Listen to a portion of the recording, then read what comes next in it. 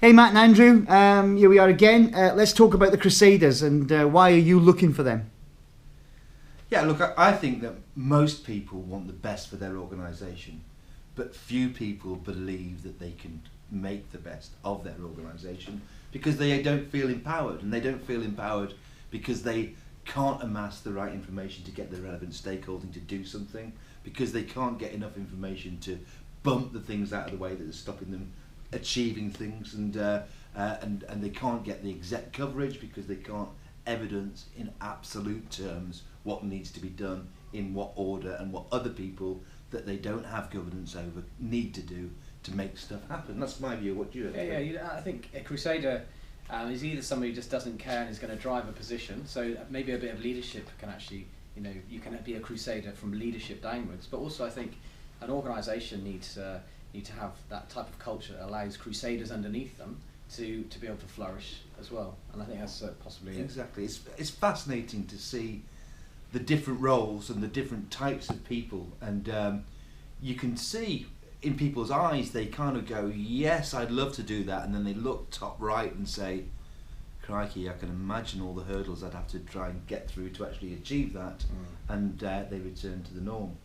The Crusaders for us are the ones that have got the exec coverage and the will, and they're known to want to deliver value and are capable of delivering value and have the exec coverage to make it happen. Yeah, and are quite willing to ruffle a few feathers in the process because they know it's for the greater good. And do you think that when people are looking at their own positions within these kinds of environments, is it easier to hide away from these kinds of decisions, or? I think there's an opportunity actually now, given GDPR, for example, is asking organisations to look more broadly at how they operate, how they're interconnected.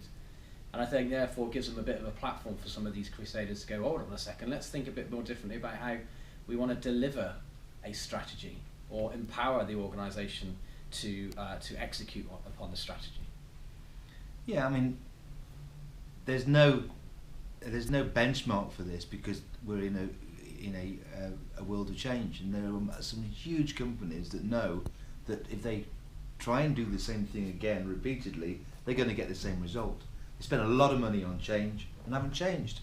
If somebody could bring a mirror up to the organisation and evidence back to them where they're going wrong and provide the insight that enables them to make the correct decisions and drive the accountability and save the waste, then they would be having a job for life, and there would be a serious meritocracy to it.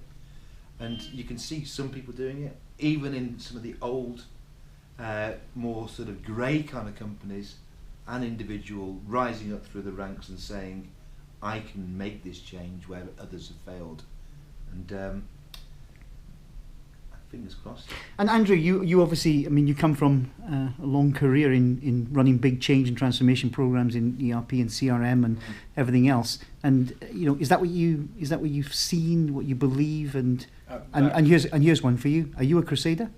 I am. In fact, I used to play for a football team called Western-super-Mare Crusaders. So I am. That's irrelevant. We don't want to know about your football career.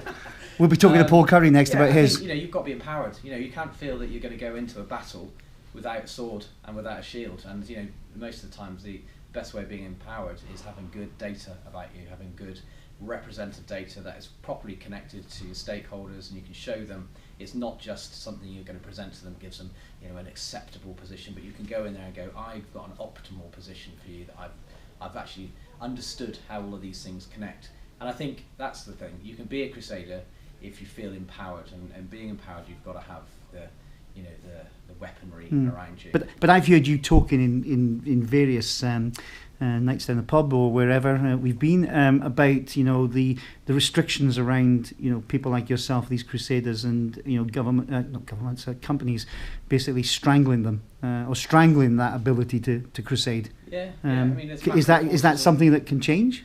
It has to, otherwise they'll become effectively digital dinosaurs, and the way that organisations have to shape up to the demands of customers, the demands of regulators, and shape themselves in a way that they can be agile and respond quickly and have the kind of brave sort of foresight to go, right, if we fail, let's fail fast and let's make sure we move on and learn from our mistakes. And I think now organisations are actually shaping themselves by putting stuff into the cloud, a bit more agile in terms of how they use their data, look at their data, etc., and how they look at their applications or their processes, and have the ability to make ask questions, finances quickly.